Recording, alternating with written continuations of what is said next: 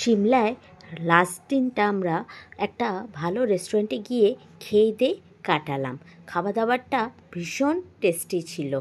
তারপর দিন আমরা নিজের লাগেজ নিয়ে বেরিয়ে পড়লাম কাসোল যাওয়ার জন্যে। শুনেছিলাম কাসোলটা অনেকটা দূর, সেই জন্যে আমরা তাড়াতাড়ি বেরিয়ে পড়লাম। ড্রাইভার বলেছিল রাস্তায় জ্যাম পাবেন, সে ঠিক আমরা জ্যামে আটকে গেলাম।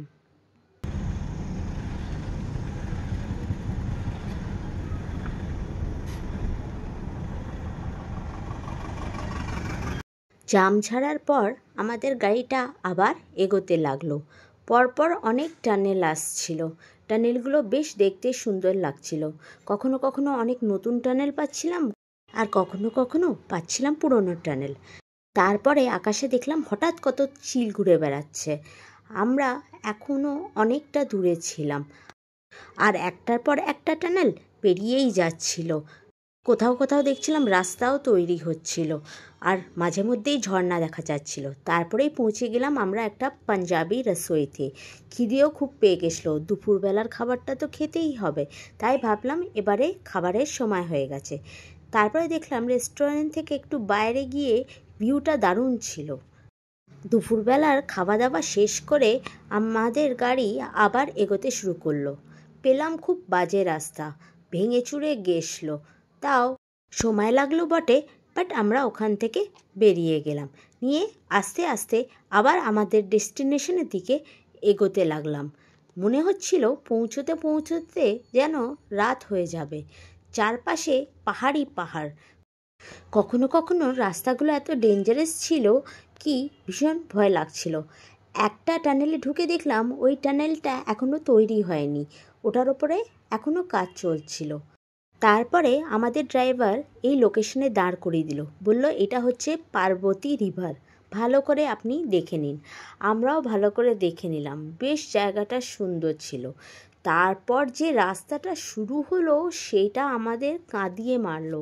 পৌঁছতে পৌঁছতে সে রাত হয়ে গেল। সে সকাল 9:30টায় বেরিয়েছিলাম। মনে হচ্ছিল আজকের দিনটা আর কিছুই করা যাবে না, শুধু হোটেলে ঘুমানো। কাসলে ঢুকে দেখলাম বাড়িগুলো কি সুন্দর সাজানো, সব লাইটিং দিয়ে কাজ করা, প্রত্যেকটা জায়গা লাইট দিয়ে সুন্দর করে সাজানো।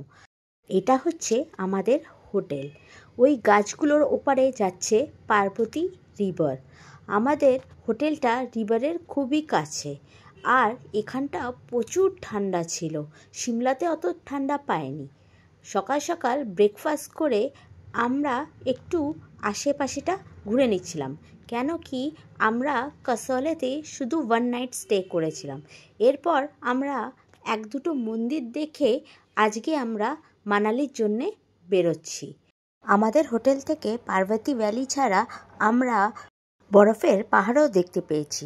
এই প্রথম আমি দেখতে পেলাম হিপিদের হচ্ছে অনেক জটাধারী চুল। ওরা চুল আঁচড়ায় না, আর ওটাকে বিলুনি করে রাখে, আর গাঁজা খায়। আমিও বেড়াতে বেড়াতে কাসল মার্কেটটা ঘুরে নিলাম। হিপিরা নিজেদের জামা কাপড় কিনছিল। ওরা পরে ঢলঢল টাইপের প্যান্ট, জ্যাকেট, মাথায় একটা কালারফুল টুপি। আমি ওই ধরনের 2-1টা জামা কিনে নিলাম স্মৃতি হিসাবে। এই হিপিগুলো এখানেই থাকে, গাঁজা খায়, গান বাজনা করে, আর মজা করে। আমরা এখন মানালির দিকে এগোবো। তার আগে আমরা 1-2টো মন্দির দেখব, তারপর সিধে বেরিয়ে যাব আমাদের নেক্সট ডেস্টিনেশনে। কাসলটা বেশ ভালোই কাটলো। একটা নতুন জায়গা দেখা হলো, ওখানকার কালচারটা জানা হলো। এই পাইপগুলো দিয়ে নামছে পাহাড় দিয়ে জল। কাসলটা মোটামুটি আমরা ভালোই ঘুরলাম। আপনারাও একবার এসে এখানটা ঘুরে যেতে পারেন, আপনাদেরও ভালো লাগবে।